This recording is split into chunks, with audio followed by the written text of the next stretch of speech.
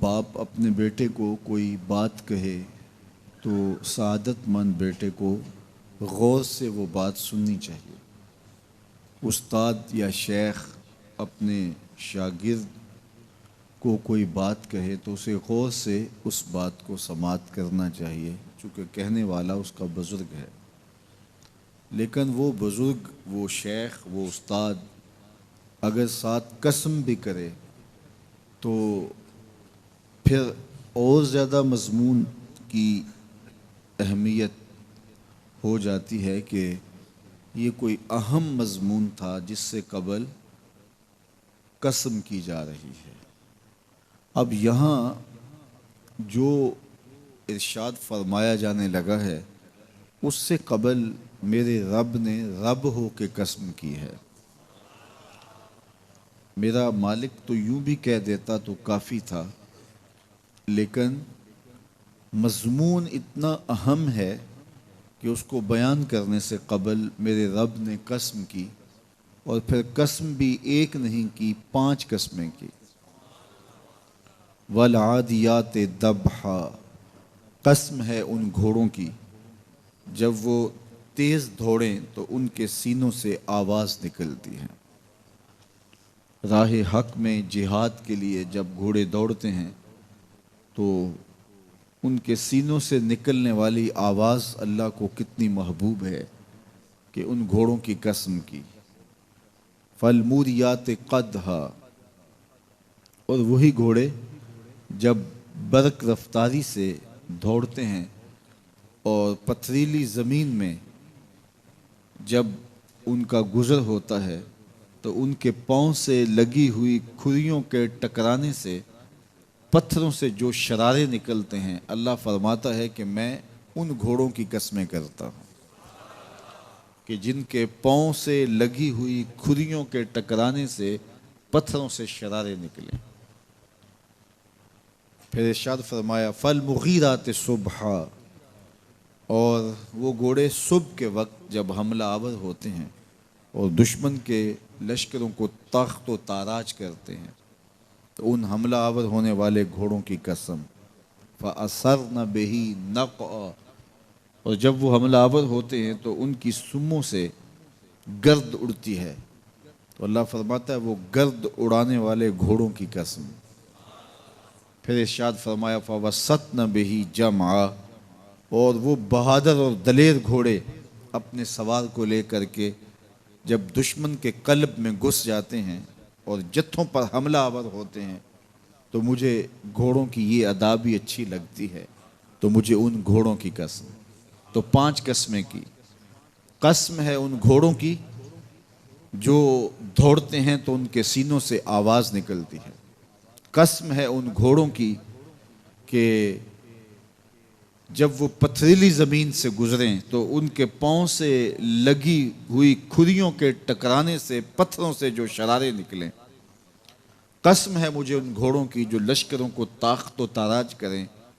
قسم ہے ان گھوڑوں کی جب وہ حملہ آور ہوں تو گرد اڑے، اور قسم ہے ان گھوڑوں کی جو لشکروں کے کلیجے چیر دیں اور آگے بڑھ جائیں اور دشمنوں کے جتھوں پہ حملہ آور ہوں۔ تو ان 5 قسم کے گھوڑوں کی میرے رب نے قسم کی ہے۔ اللہ اکبر! میرے مالک ذات کے گھوڑے اور تو ان کی قسمیں کرے، تو کہا کہ یہ گھوڑے میرے محبوب کے غلاموں کے ہیں۔ اللہ اکبر! محبوب کے غلاموں کے گھوڑوں کے پاؤں سے لگی ہوئی کھریوں کے ٹکرانے سے، پتھروں سے جو شرارے نکلیں، رب کو وہ بھی پسند ہیں۔ ذرا غور تو کیجئے۔ تو ذات کے گھوڑے بھی ہوں لیکن نسبت محبوب سے ہو تو وہ گھوڑے بھی اچھے لگتے ہیں۔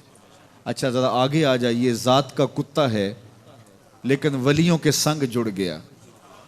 اللہ نے اس کتے کا ذکر قرآن میں کیا، بلکہ اس کے بیٹھنے کے سٹائل کو بیان کیا۔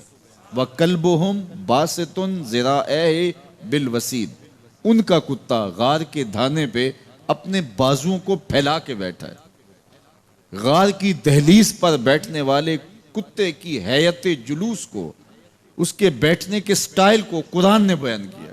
مالک اس میں ہمارے لیے کیا ہدایت ہے؟ ایک کتے کے بیٹھنے کے سٹائل کو تو بیان کر رہا ہے، اس کی حیت جلوس کو بیان کر رہا ہے، انداز نشست کو بیان کر رہا ہے، تو قرآن تو سراپا ہدایت ہے، تو اس میں ہمارے لیے کیا ہدایت ہے؟ کہا یہی تو بتانا چاہتا ہوں کہ ذات کا کتا بھی ہو، سنگ نیکوں کے جڑ جائے تو وہ قابل ذکر ہو جاتا ہے، اور اگر تم میرے ولیوں سے جڑ جاؤ گے پھر تمہارا مرتبہ کیا ہوگا؟ یہاں تو کتے جڑ جائیں تو قابل ذکر ہوتے ہیں۔ اچھا، ذات کی چیونٹی ہے لیکن راہ تکتی حضرت سلیمان پیغمبر کا، تو اس چیونٹی کی گفتگو اللہ نے قرآن میں بیان کر دی اور اس کے نام کی صورت اتار دی۔ النمل، سورہ نمل اس چیونٹی کے نام پہ صورت ہے جو حضرت سلیمان علیہ السلام کی راہیں تک رہی تھی اور اپنی ہمجولیوں سے کہہ رہی تھی جلدی جلدی اپنی بلوں میں داخل ہو جاؤ، اللہ کے نبی کا لشکر بے خبری میں کہیں تمہیں کچل نہ ڈالے۔ اور حضرت سلیمان نے اس چیونٹی کی بات کو سنا، فَتَبَسَّمَ ضَاحِكًا مِّن قَوْلِهَا، اور مسکرا بھی پڑے۔ تو چیونٹی بھی ہو، گھوڑے بھی ہوں، کتے بھی ہوں، لیکن جب اچھے لوگوں کے سنگ جڑ جائیں، نسبت بلند ہو جائے تو وہ قابل ذکر ہو جاتے ہیں۔ تو ہیں گھوڑے لیکن میرا رب رب ہو کے قرآن میں ان گھوڑوں کی اداؤں کی قسمیں کر رہا ہے۔ وَالْعَادِيَاتِ ضَبْحًا فَالْمُورِيَاتِ قَدْحًا فَالْمُغِيرَاتِ صُبْحًا فَأَثَرْنَ بِهِ نَقْعًا وَوَسَطْنَ بِهِ جَمْعًا۔ قسم ان گھوڑوں کی جو تیز دوڑیں تو سینوں سے آواز نکلے، پتھریلی زمین میں جائیں تو پاؤں سے شرارے نکلیں، گرد و غبار اڑائیں، دشمن کے لشکروں کو تاخت و تاراج کر کے ان کے جتھوں میں گھس جائیں، ان دلیر اور بہادر گھوڑوں کی میرا رب رب ہو کے قسم کر رہا ہے۔ یہاں قسم کی بات چلی تو اللہ نے محبوب کے گھوڑوں کی قسم کی، گھوڑوں کی اداؤں کو پسند کیا۔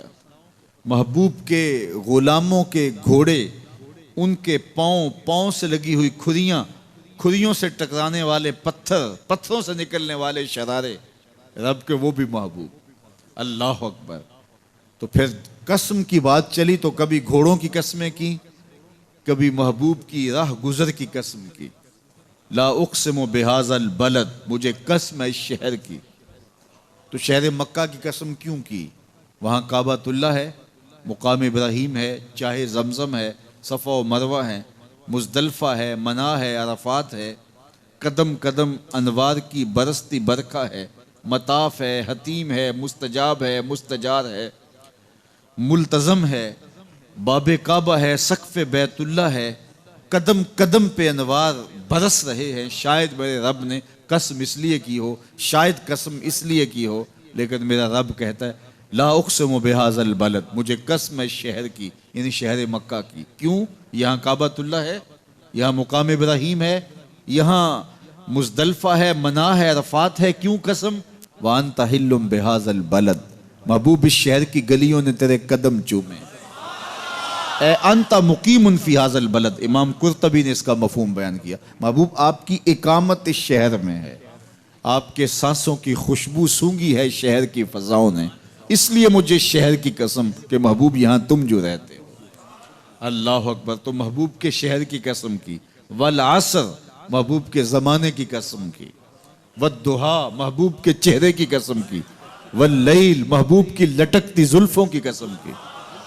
کبھی کہا محبوب تیرے چہرہ زیبا کی قسم، کبھی کہا تیری زلف عنبری کی قسم، کبھی کہا تیرے شہر نور کی قسم، کبھی کہا تیرے زمانہ حسین کی قسم۔ اور پھر قسم کا باب چلا تو بات کہاں تک پہنچی؟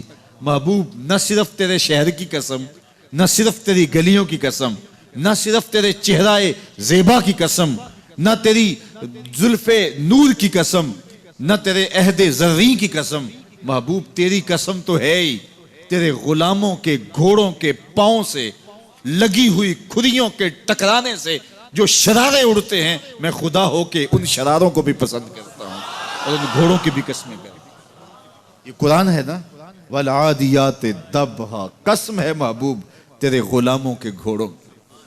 اللہ اکبر۔ قسم ہے ان کے سینوں سے نکلتی آواز کی، قسم ہے ان کے پاؤں سے نکلتے ہوئے شراروں کی، قسم ہے ان کی خوبصورت اداؤں کی، ان اداؤں والوں گھوڑوں کی قسم۔ اللہ اکبر۔ یہ قسمیں کرنے کے بعد جواب قسم کیا ہے؟ دیکھیے میں یہاں بیٹھا ہوں اور میں گفتگو کے آغاز پہ ہی قسمیں اٹھانا شروع کر دوں.